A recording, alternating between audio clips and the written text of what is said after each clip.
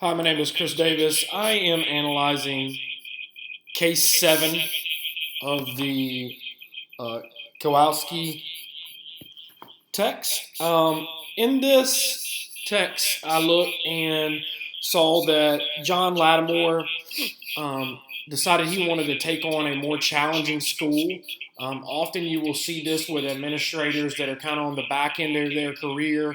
Um, who are just wanting a challenge. They became comfortable in a school that they're in.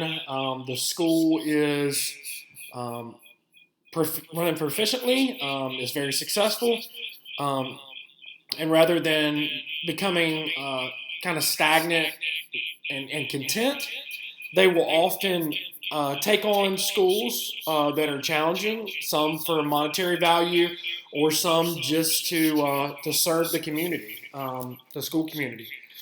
We have this case where Mr. Holmes was very successful at his former elementary school and then decided to take on a totally different school with an entirely different school climate. Um, the the staff uh, had some challenging individuals within some of the departments, and they looked to kind of derail him and kind of throw him under the bus within the school community, and really were kind of toxic. And they wanted to get more people on board with them. One of the things was um, they wanted um, students to, um, kind of be held accountable. And Mr. Lattimore stated that he thought that by trying to meet their needs where they were at, the teachers really didn't like that. They wanted them, you know, to their feet to kind of be held to the fire.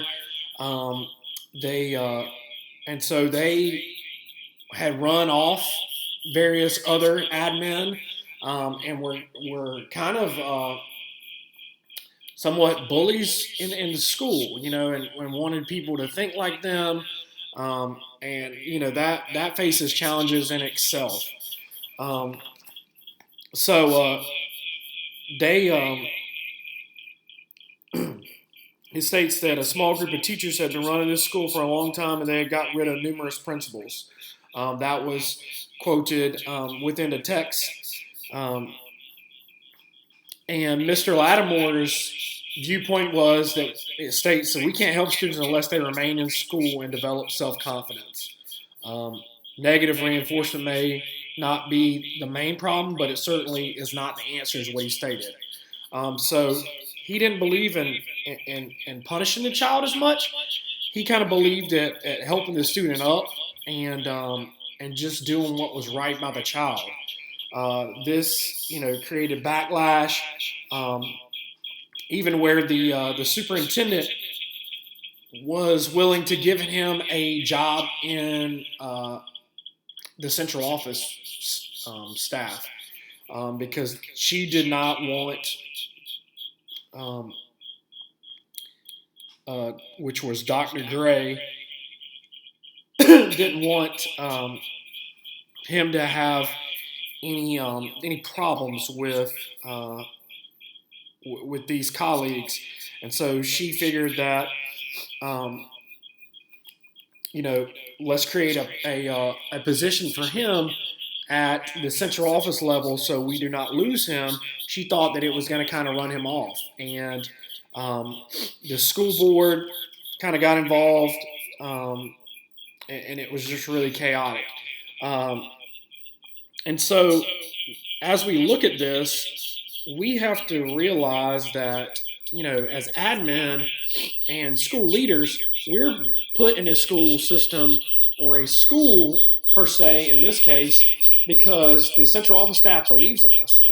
It was kind of uncertain by Dr. Gray if Mr. Lattimore would want to even deal with this, where he was coming from. but Mr. Lattimore, he wanted to embrace the difficult challenge that lied ahead, and he wanted to help the students out more than he wanted to see the teachers continuing to run administrative staff off. Um, it was a thing that, like I said, that Dr. Gray gave him opportunity elsewhere, and he decided he didn't want that. As we kind of look at this, um, we break it down. Um, sorry, I'm kind of under the weather. As we break it down, as ethics of care. Um, this is used to resolve a dilemma. The dilemma being between the staff members and the new guidelines that the principal wants to follow. He's bringing in new ideas and a new way to help students. And these teachers are basically, forming committees and forming ways to get him out of the school already. He hadn't been in school long, and they do not want to see change, or they do not want to adapt to helping serve these students through the lens of Mr. Lattimore. Um, that presents a problem. Anytime you've got staff members that are kind of pulling against you, um, just as like any workplace, especially in the educational system, the students are going to result in the failure if the faculty, the teachers, whoever it might be under the admin, um, kind of unethically go against the principal, kind of behind his back. It's kind of backstabbing. It is, kind of demeaning. Rather than going to him, they were forming all this other stuff and trying to resolve it. They were wanting to branch out on their own and, like it said, derail him and basically get him fired, get him removed from the school. And so, as we see this, it raises ethical flags whenever you have staff members that are willing to do this, and not try to talk it out and resolve it for the best interest of each child in the school building.